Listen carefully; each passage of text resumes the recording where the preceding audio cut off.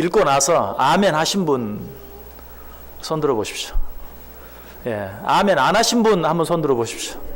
예, 아멘 안 하신 분은 왜 아멘 안 하셨습니까? 예, 내용이 좀 아멘 하기가 좀 찝찝하죠. 예, 내용이. 예, 그래도 저는 말씀을 읽으면 그래도 말씀이니까 아멘이 좀 나올 줄 알았더니 진짜 아멘이 거의 안 나오고 조용하더라고요. 예, 그런데 여러분의 심정을 충분히 이해합니다. 오늘 읽은 이 본문 말씀을 10절까지 읽고 나서 자신 있게 아멘 하기가 좀 쉽지 않아요, 정말. 그 내용이 너무 끔찍한 내용들이 많이 나와 있어요. 그러나 결론적으로 말하면 어떤 말씀인지 아멘 해야 합니다. 모든 말씀에 아멘에서 손해날 것이 없습니다. 자, 그런데 어쨌든 오늘 본문에 어떤 내용이 있길래 그렇습니까? 뭐 아무 생각 없이 읽으신 분은 인제사 무슨 내용이 있었지? 또 이러신 분도 없지 않아 있을 거예요. 한번 천천히 읽어볼게요. 내가 찬양하는 하나님의 잠잠하지 마옵소서. 그들이 악한 입과 거짓된 입을 열어 나를 치며 속이는 혀로 내게 말하며 또 미워하는 말로 나를 두르고 까닭없이 나를 공격하였음이니이다. 나는 사랑하나 그들은 도리어 나를 대적하니 나는 기도할 뿐이라. 그들이 악으로 나의 선을 갚으며 미워함으로 나의 사랑을 갚았사오니 악인이 그를 다스리게 하시며 사탄이 그의 오른쪽에 서게 하소서. 그가 심판을 받을 때 죄인이 되어 나오게 하시며 그의 기도가 죄로 변하게 하시며 그의 연수를 짧게 하시며 그의 직분을 타인이 빼앗게 하시며 그의 자녀는 고아가 되고 그의 아내는 과부가 되며 그의 자녀들은 유리하며 구걸하고 그들의 황폐한 집을 떠나 빌어먹게 하소서. 특별히 마지막 말씀, 빌어먹게 하소서. 보통 우리들이 쓰지도 않는 그런 표현이 여기에 나와 있어서 이 앞에서 진짜 아멘 하기는 쉽지 않습니다. 자, 오늘 이 말씀의 내용이 무엇입니까? 이 말씀은 기도입니다. 시인이 하나님께 드리는 기도예요. 어떤 기도인가? 자신을 무고하게 괴롭히는 자들에게 벌을 내려달라라고 하나님께 드리는 기도예요. 1절이 이 사실이, 이 말씀이 기도라는 것을 잘 가르쳐주죠. 내가 찬양하는 하나님이여 잠잠하지 마옵소서. 지금 하나님께 기도하고 있는 내용이에요. 자, 사람들이 시인을 어떻게 괴롭혔습니까? 2절 3절 다시 보세요. 그들이 악한 입과 거짓된 입을 열어 나를 치며 속이는 혀로 내게 말하며 또 미워하는 말로 나를 두르고 까닭없이 나를 공격하였음이니이다. 여러 가지 사람들로부터 괴롭힘을 당하는 많은 일들이 있지만 그 가운데 정말 견디기 힘든 어려운 것이 있다면 없는 말 지어내서 힘들게 하는, 괴롭게 하는 무고한 말로 중상모략으로 나를 괴롭게 하고 힘들게 하는 이것처럼 견디기 어려운 일이 없어요. 그런데 지금 사람들이 시인에게 그렇게 하고 있다. 그것뿐만이 아니죠. 4절 5절 보세요. 나는 사랑하나 그들은 도리어 나를 대적하니 나는 기도할 뿐이라. 그들이 악으로 나의 선을 갚으며 미워함으로 나의 사랑을 갚았사오니. 그래도 나는 그들을 사랑했어요. 그들을 저주하지 않았어요. 그런데 그 선을 그들이 악으로 갚는다라고 이야기하고 있어요. 나는 그들을 끝까지 사랑하려고 하고 그들을 용서해 주려고 하는데 그럼에도 불구하고 그들은 그 나의 선을 악으로 갚는다라고 이야기하고 있어요. 자, 이런 일들에 대해서, 이런 사람들에 대해서 시인이 어떻게 해달라고요? 다시 읽지는 않겠습니다. 6절부터 10절까지 보면 이렇게 해주시고 이렇게 해주시고 이렇게 해주시고 이렇게 해주시고. 그런데 그 내용이 정말 무서운 기도예요. 그리고 아무리 힘들기로서니 그냥 사람 앞에 놓고 싸우는 것도 아니고 하나님께 기도하면서 어떻게 이렇게 기도를 드릴 수 있을까? 먼저 한 가지 말씀드리는 건요, 사람들하고 삿대질하고 싸우는 것보다는, 사람들에게 욕하는 것보다는 이렇게 하는 게 100번 나아요. 사람들이 멱살 잡고 싸우는 것보다는 하나님께 이렇게 해달라고 기도하는 것이 100번 1000번 나아요. 하나님 앞에서는 우리가 이렇게 하지 못할 것이 없어요. 근데 문제는 뭐예요? 하나님께는 하지 아니하고 사람들에게만, 그것도 뒤에서 이러쿵 저러쿵 말을 많이 하는 것, 이것이 문제지. 하나님을 향해서 이렇게 말하면 하나님은 절대 판단을 잘못하지 않아요. 내가 설령 잘못 판단하고 잘못 기도했다 할지라도 걸러낼 것은 하나님이 기도하시고 하나님이 판단하셔서 공의롭게 모든 일을 처리하세요. 그러니까 사실은 하나님을 향해서 우리가 뭐라고 말해도, 어쩌면 우리가 하나님을 향해서 하는 말에 대해서는 너무 심하다라고 말하지 않아요. 오히려 위로해 주실 것이, 격려해 주실 것이. 그러나 사람들은 그렇게 다 이해하지 못해요. 다 아전인수격으로 자기 좋은 대로 말하고 행동하기를 좋아해요. 사람들 앞에서는 정말 말을 조심해야 돼요. 그러나 하나님 앞에서는 설령 사람들에게 하지 못할 일이라도 하나님 앞에 오히려 하세요. 여러분의 마음이 답답하고 힘들고 어려울 때, 또 너무 억울할 때, 너무 분할 때 하나님을 향해서 털어놓는 것은 그것은 아무런 문제가 되지 않는다. 자, 우리가 그럼 하나님 앞에 이런 기도를 드려도 되는가 하는 그 자세한 내용에 대해서는 오늘 말고 다음에 다른 기회가 있을 때 생각해 보도록 하고요. 오늘 왜 이 말씀을, 이 청지기 연신 예배 때 이 말씀을 오늘 본문으로 택했는가? 그것은 8절에 있는 말씀 때문에 그랬어요. 8절에 보시면, 자, 이런 사람들에게 이렇게 벌하여 주옵소서 라고 말하면서 그 가운데 한 가지로 그의 연수를 짧게 하시며 그의 직분을 타인이 빼앗게 하시며, 여기 그의 직분을 타인이 빼앗게 해달라라는 그런 저주와 같은 기도가 여기에 나와 있어요. 자, 그런데 여러분 이 내용을 생각하면 어때요? 지금까지 생각해 본 그런 다른 내용들에 비하면 저 사람의 직분을 빼앗아 다른 사람에게 주옵소서. 이 기도는 비교적 좀 얌전한 것처럼 느껴지지 않습니까?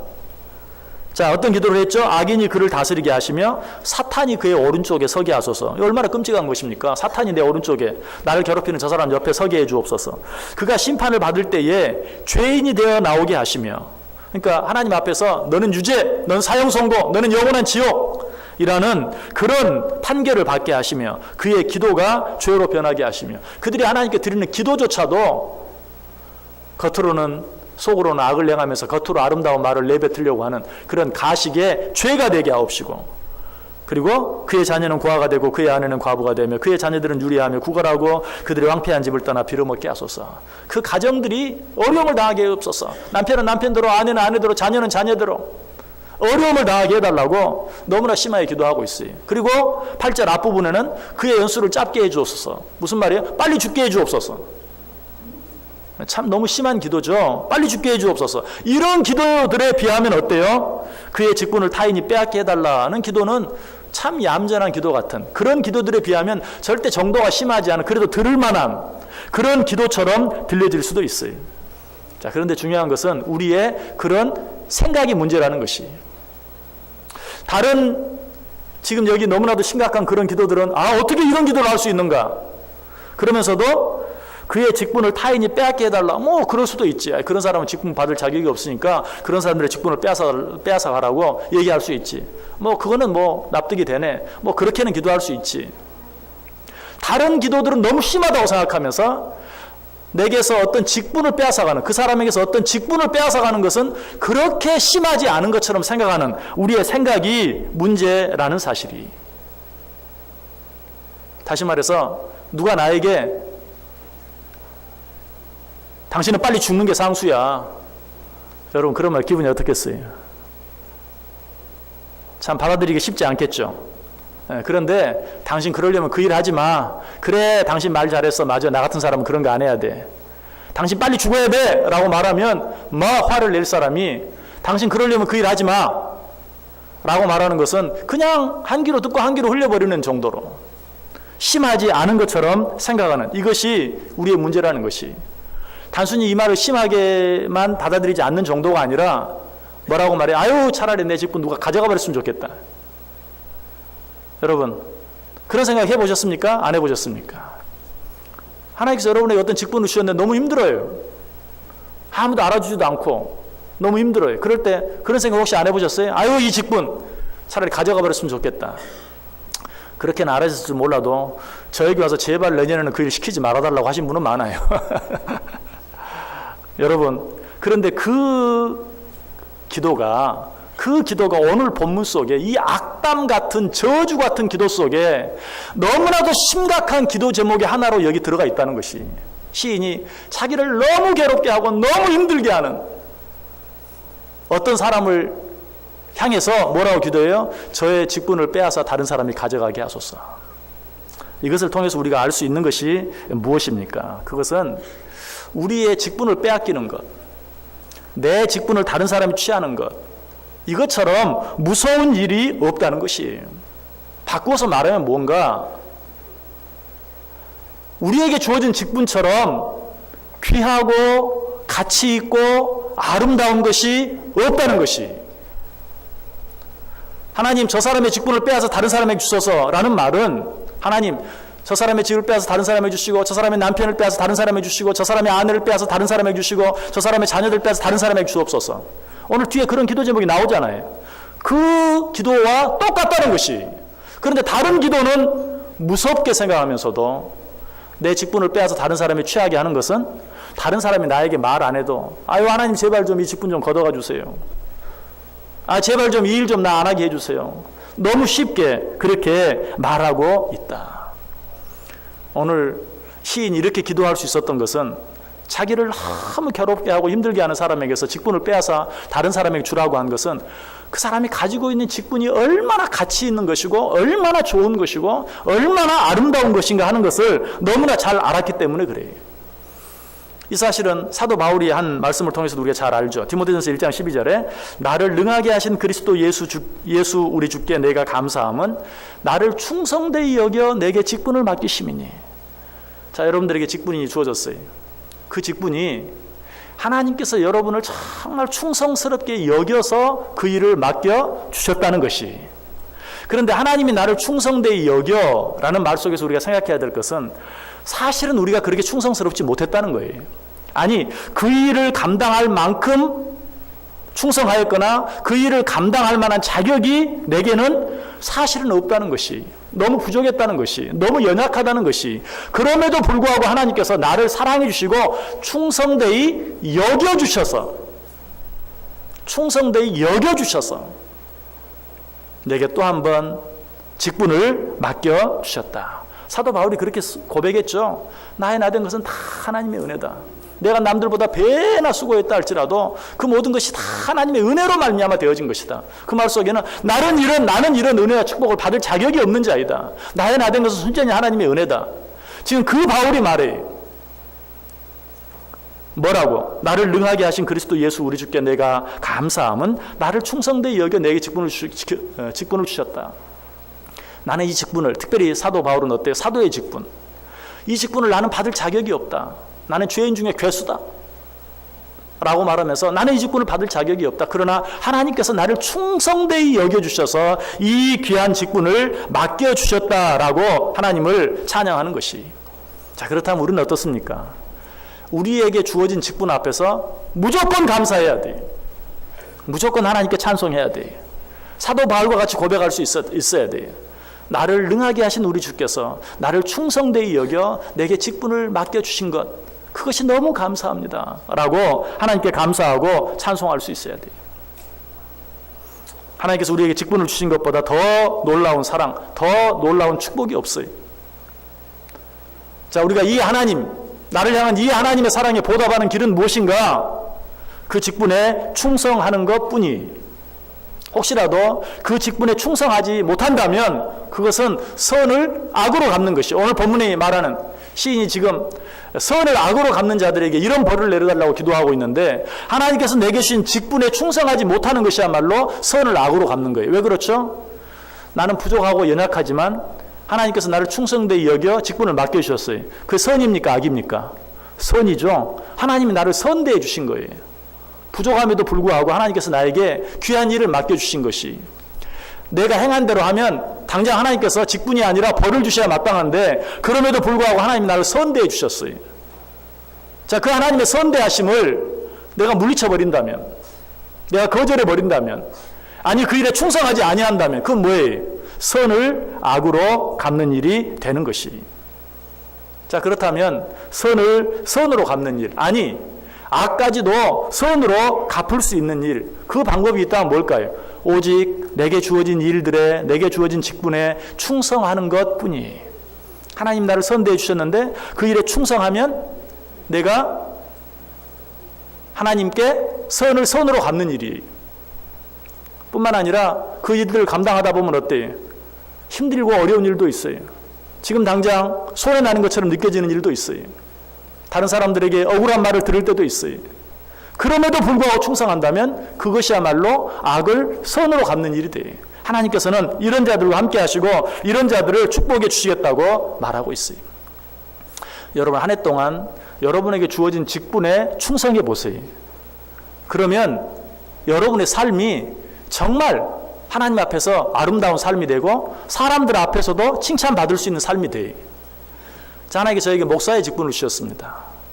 자, 그렇기 때문에 누가 나에게 정말 무고한 말을 하면서 힘들게 하고 어렵게 하고 괴롭게 한다 할지라도 죄송합니다. 저와 여러분을 구별해서가 아니라 여러분이 말할 수 있는 대로 제가 말하면 안 되죠. 저는 조금 더 참아야 되겠죠. 그죠?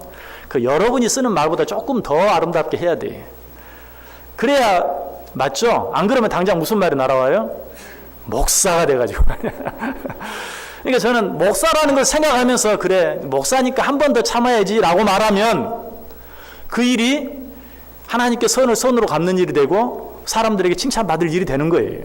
그냥 내게 주어진 타이틀에 맞게 내가 한 번 더 생각하고 한 번 더 조심하면 그것이 선을 선으로 갚는 일이 되어진다는 것이 목사라는 그런 직분뿐만이 아니에요. 여러분이 혹시 뭐 식당에서 다른 사람 음식 서빙하는 일을 하고 있다 할지라도 그래 나는 음식을 서빙하는 사람이야. 그래 손님이 정말 기분 나쁜 말을 했다 할지라도 그래도 나는 이 식당에서 저 사람에게 음식을 서빙하는 사람이니까 내가 한번 참자. 그러면 어때?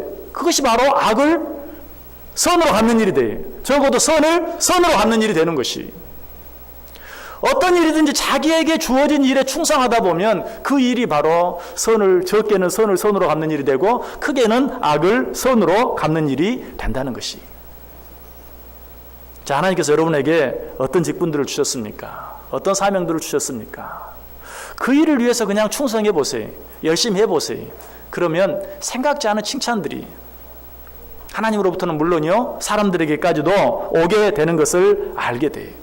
그런데 나를 충성되이 여겨 하나님의 직분을 맡겨주셨는데 나는 그 일에 충성하지 못한다면 그 일이야말로 선을 악으로 갚는 일이요. 그렇게 할 때 하나님께서는 어떻게 하십니까? 그 사람의 직분을 취하여 다른 사람에게 주고 만다. 성경에 보면 이런 신뢰가 너무나 많이 있죠. 예수님께서 문화의 비유, 달란트의 비유를 통해서 분명히 이야기해 줍니다. 어떤 사람이 여행을 가면서 10달란트, 5달란트, 1달란트, 5달란트, 3달란트, 1달란트. 특별히 문화의 비유에서는 모든 사람에게 1달란트씩 다 남겨주고 갔어요. 그런데 어떤 사람은 5달란트로 또 다른 5달란트, 또 어떤 사람은 3달란트로 또 다른 3달란트. 그러나 그 한 사람은 1달란트 그대로 쌓았다가 내놓았어요. 자, 문화의 비유에서는 똑같이 한 문화씩 주었는데 어떤 사람은 그 한 문화로 10문화를 남기고 어떤 사람은 그 한 문화로 5문화를 남기고 어떤 사람은 그 한 문화를 또 그대로 쌓아두었다가 그대로 내놓았어요. 자, 1달란트를 쌓아두었다 그대로 내놓은 사람, 한 문화를 쌓아두었다 그대로 내놓은 사람, 그들에게 뭐라고 말합니까? 누가복음 19장 24절에 보면 곁에 섰는 자들에게 이르되 그 한 문화를 빼앗아 10문화 있는 자에게 주라.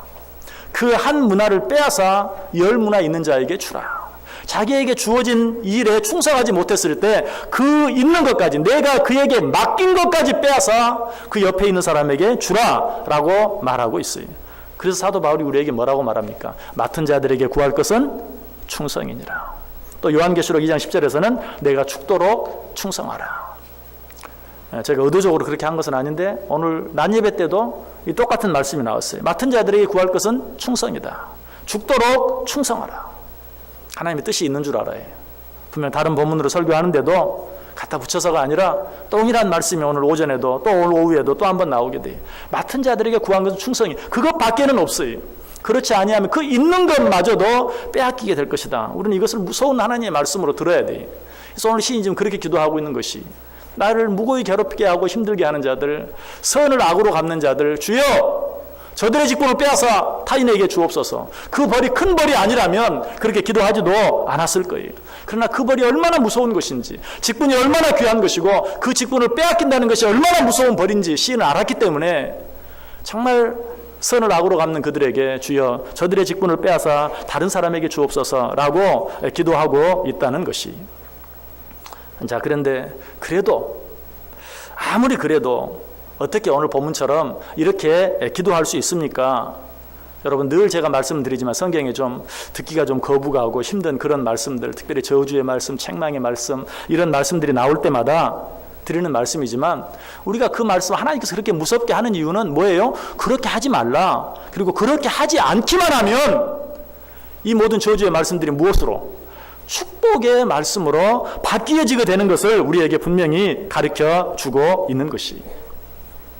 오늘 이 말씀을 여러분들이 다 뒤집어서 읽어보세요.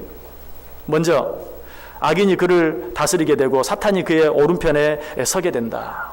여러분, 이것은 악인이 오히려 나의 다스림을 받게 되고 사탄 대신에 천사가 나의 오른편에 서게 된다. 언제? 내게 주어진 직분에 충성하면 그가 심판을 받을 때 유죄 선고를 받게 되고 그의 기도까지도 죄로 변하게 된다. 내가 내 주어진 직분에 충성하면 내가 심판을 받을 때 내가 잘못한 죄까지도 오히려 다 무죄 선고를 받고, 그리고 내가 드린 기도, 미처 드리지 못한 기도까지 하나님께서 축복해 주시고 챙겨주시는 그런 은혜를 누리게 된다. 무엇보다도 그의 자녀는 고아가 되고 그의 아내는 과부가 되며 그의 자녀들은 유리하며 구걸하고 그들이 황폐한 집을 떠나 빌어먹게 된다. 여러분, 이 말을 바꾸어서 어때요? 내가 하나님께서 내게 주어진 직분 거기에 충성하면 어때요? 하나님께서 우리 가정에 우리 자녀들에게 천대까지 절대로 남에게 빌어먹는 일이 없도록 하나님께 책임져 주시고 복을 허락해 주신다라고 우리에게 말씀하고 있는 것이, 여러분, 하나님께서 우리에게 직분을 주실 때는 그 직분을 잘 감당하라고 주시는 것이죠. 그리고 그 직분을 잘 감당할 때는 그 직분을 잘 감당하는 자들에게 주어질 놀라운 축복을 예비해 놓으시고 주시는 것이, 직분은 우리를 힘들게 하기 위해 주시는 것이 아니라 우리를 축복하기 위해서 주시는 것이다. 여러분, 하나님은 공의의 하나님이시죠. 공의의 하나님께서 그냥 아무렇게나 누구에게는 복 주시고 누구에게는 복 안 주시고 그러면 되겠어요? 물론 구원은 우리 모두에게 그 구원을 받을 만한 능력이 있는 자가 한 사람도 없기 때문에 은혜로 주세요. 하지만 축복은 그렇지 않아요. 하나님께서 우리에게 주신 직분을 충성스럽게, 하나님이 나를 충성되게 여겨 맡겨주신 직분인 줄 알고 충성스럽게 감당할 때 거기에 합당한 은혜와 축복을 허락해 주신다는 것이, 출애굽기 15장 26절에 보면 이런 말씀이 나옵니다. 가라사대 너희가 너희 하나님 나 여호와의 말을 청종하고 나의 보기에 의를 행하며 내 계명에 귀를 기울이며 내 모든 규례를 지키면 내가 애굽 사람에게 내린 모든 질병이 하나도 너희에게 내리지 아니하리니 나는 너희를 치료하는 여호와임이니라. 성경에 보면 악한 자들에게 온갖 악한 질병들이 벌로 저주로 내려지는 것들이 많이 나와 있어요. 그러나 너희들이 내 말에 귀를 기울이고 청종하면 그 모든 그 많은 질병들 가운데 하나도 너희들에게 내리지 아니하겠다. 나는 너희를 치료하는 여호와다라고 우리에게 말씀하고 있는 것을 보게 돼요. 여러분, 그러므로 오늘 본문 말씀을 우리는 우리들에게 거꾸로 적용해야 돼요. 왜 연초부터 재수 없게 그렇게 생각하지 마시고, 왜 연초부터 이런 무서운 말씀이 우리에게 주어지는가? 먼저는 하나님께서 우리에게 주신 직분을 충성스럽게 잘 감당하고 그렇게 함으로 이 안에 오늘 본문에 나타나는 저주가 아닌 그와는 정반대되는 놀라운 축복을 받게 하시기 위해서 하나님께서 오늘 이 말씀을 주시는 것으로 받으실 수 있기를 바라요. 여러분, 직분은 축복의 통로입니다. 한번 따라해 보실까요? 직분은 축복의 통로이다. 직분은 축복의 통로이다. 하나님께서 우리에게 직분을 맡기시는 것은 나를 부려먹기 위해서가 아니라 그 축복의 통로가 되는 직분을 통해서 우리에게 축복해 주시기 위해서 그래요. 자, 그렇다면 어떻게 우리가 하나님께서 맡겨주신 모든 일들에 충성할 수 있을까? 성경이 말하는 충성의 의미가 무엇인가? 그 첫 번째, 하나님이 원하시는 축복, 하나님이 원하시는 충성, 하나님이 기뻐하시는 충성은 첫째, 작은 일에 충성하는 것이, 작은 일에 충성하는 것. 성경은 이런 축복이 많이 나와 있죠. 마태복음 25장 21절에도 그 주인이 이르되 잘하였도다 착하고 충성된 종아 내가 적은 일에 충성하였으며 내가 많은 것을 내게 맡기리니 내 주인의 즐거움에 참여할지어다. 누가복음 19장 17절도 주인이 이르되 잘하였다 착한 종이여 내가 지극히 작은 것에 충성하였으니 10골 권세를 차지하라. 마태복음 25장 40절에도 임금이 대답하여 이르시되 내가 진실로 너희에게 이르노니 너희가 여기 내 형제 중에 지극히 작은 자 하나에게 한 것이 곧 내게 한 것이니라. 작은 일에 충성하는 것, 이것이 진정한 충성이다. 자, 이렇게 말하면 그러면 뭐 큰 일은, 오늘 또 역시 오전 말씀과 연결이 돼. 많은 일을 하다가 책망받는 것보다는 그저 적당히 할 만한 일, 조그만 일 하다가 칭찬받는 게 낫겠다. 절대 그런 말이 아니라고 그랬어요. 마르다와 마리아의 일이 그런 일이 아니라고 그랬어요. 오늘 이 말씀도 적은 일을 잘 감당한 사람을 충성된 자로 여기고 그들을 축복하시는 모습을 보고 야, 적은 일만 골라서 해야 되겠구나. 그런 말입니까? 아니. 왜 하나님께서 적은 자에 대해서 언급합니까? 성경에 분명히 큰 일을 위하여 충성한 자에게 큰 상을 주고 이런 말씀은 없어요. 근데 왜 그런 줄 아세요? 큰 일이 맡겨지면 일반적으로 열심히 해. 큰 일이 맡겨지면 일반적으로 충성해. 왜? 크고 중요한 일이니까. 누가 보아도 중요한 일이니까. 당장 내가 뭐 안 하면 빵꾸가 나니까. 그런데 우리들이 언제 사소하게 작은 일, 뭐 해도 그만이고 안 해도 그만이고, 해도 태가 안 나지만 또 안 해도 별로 태가 안 나는 그런 일, 또 내가 안 하면 누구라도 그냥 할 수 있는 일, 이런 일들은 나도 모르게 소홀히 하는 거예요. 자기도 모르게 그냥 대충 하려고 해. 하나님이 그런 우리의 마음을 아시기 때문에 적은 일에 충성한 자를 하나님이 크게 사용하시겠다. 이 말은 큰 일보다 적은 일이 중요하다. 그럴 리가 없죠. 큰 일은 큰 일이고 작은 일은 작은 일이고. 그런데 한 가지 분명한 것은 적은 일에 충성하는 사람은 큰 일에는 어때요? 더 충성하게 돼 있어요. 작은 일에 충성하는 자는 큰 일에 더 충성한다.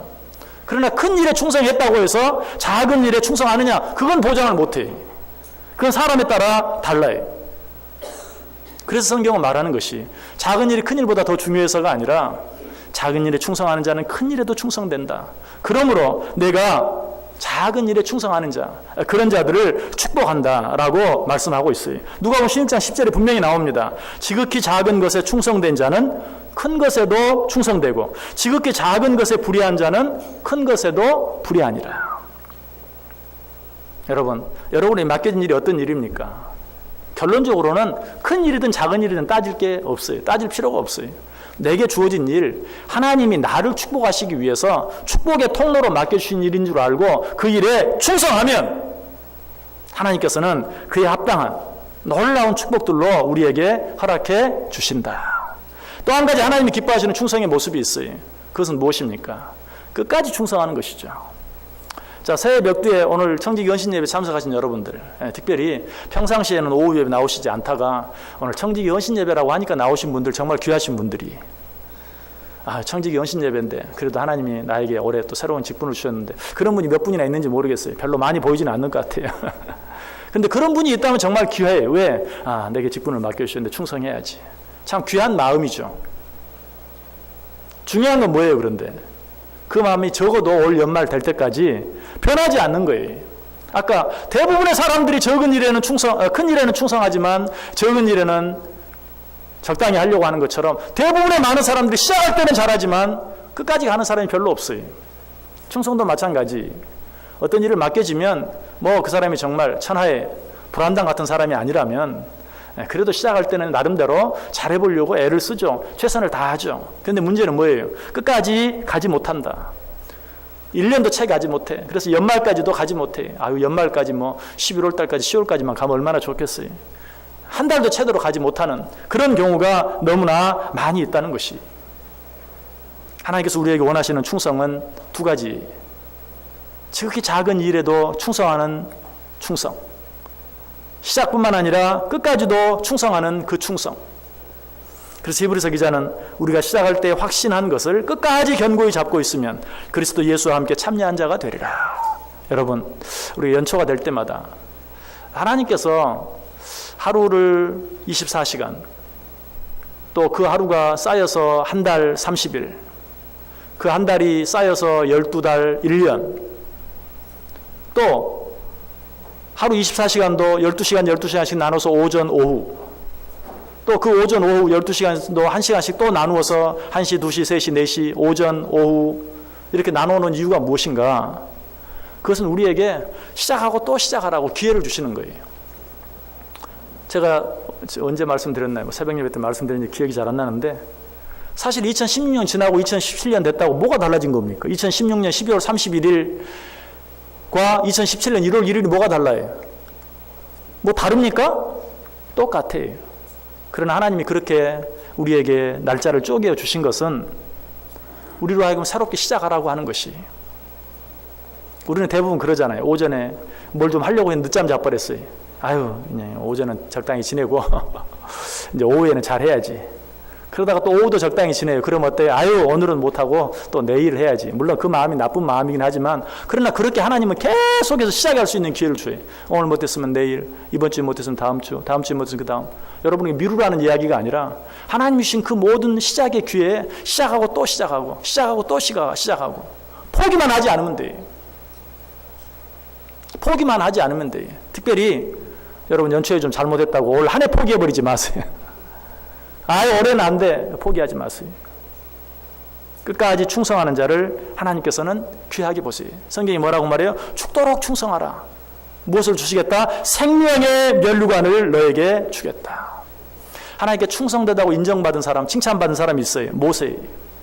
하나님께서는 그 모세를 통해서 당신의 백성들을 애굽에서 이끌어내는 귀한 일에 사용하셨어요. 그가 그 일에 사용받을 수 있었던 이유는 민수기 12장 7절에 이야기하는 것처럼 그는 내 온 집에 충성됨이니라. 모세가 그냥 사용된 게 아니. 하나님은 모세를 향해서 그는 내 온 집에 충성함이라.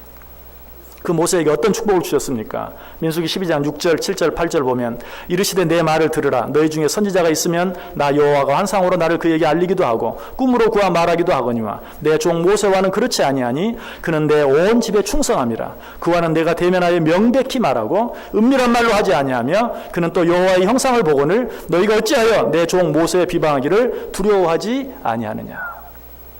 그래서 뭐라고 말합니까? 하나님께서 정말 그 온 집에 충성한 하나님께 충성했던 모세를 향해서 내가 그와는 직접 대면하여 말하겠다. 내가 그에게는 그 어떤 것도 숨기지 않겠다. 물론 무슨 어떤 그런 방법으로 무슨 환상을 통해서 꿈속에서 이렇게 말씀해 주시겠다 그런 뜻만이 아니고 나에게 충성한 모세에게 내가 내 계획과 뜻을 분명히 알게 해주고 분명히 보여주겠다. 내가 모세를 얼마나 사랑하는지 모든 사람들이 보아 알게 해주겠다 하는 그런 말씀이에요. 누구에게 주신 축복이에요? 하나님께 충성한 모세에게 주신 축복이에요. 특별히 또 모세에게 주신 축복 가운데 특별한 것은 무엇입니까? 누가 이 모세를 비방하느냐? 나에게 그렇게 충성된 모세를 누가 비방하느냐? 그를 비방하는 자는 내가 그대로 내버려 두지 않겠다 라고 하나님 말씀하세요. 이게 하나님께 충성하는 자들에게 받는 축복이에요. 여러분이 하나님께 충성하면 하나님 말씀하세요. 누가 내게 충성된 아무개를 비방하느냐? 누가 내게 충성된 아무개를 함부로 하느냐? 누가 내게 충성된 저 사람을 비판하느냐? 누가 저 사람을 판단하느냐? 내가 그러한 자를 가만 내버려 두지 않겠다. 참 놀라운 축복이. 여러분, 하나님이 이렇게 나를 축복해 주시면 얼마나 감사하겠어요. 여러분, 이 하나님의 축복 받아 누리기를 원하십니까? 정말 누가 나를 무고하게 힘들게 하고 괴롭게 하고 없는 말 만들어내고 그럴 때라도 하나님께서 책임져 주시는, 하나님이 나를 지켜주시는, 아니 그로 인해서 오히려 내게 더 크고 놀라운 축복을 부어주시는 그 은혜를 받아 누리기를 원하세요? 이 한 해 여러분에게 주어진 직분에 충성하세요. 그래야만 하나님께서 충성하는 자들이 받는 은혜와 축복을 여러분으로 하여금 알게 하고 여러분을 바라보는 자들로 하여금 알게 하고 무엇보다 여러분을 시기하고 질투하고 무고하게 괴롭게 하는 모든 자들의 손길에서 여러분을 지켜주시고 보호해 주실 줄 믿습니다. 기도하겠습니다. 하나님 감사합니다. 우리에게 귀한 직분 주셔서 감사합니다. 이 직분이 축복의 통로임을 믿게 하여 주옵소서. 하나님께 온전히 충성함으로 말미암아 충성하는 자들에게 약속된 하나님께 충성했던 모세에게 주셨던 그 은혜와 축복을 받아 누리는 우리 모두 되게 해 주옵소서. 예수님의 이름으로 기도드리옵나이다. 아멘.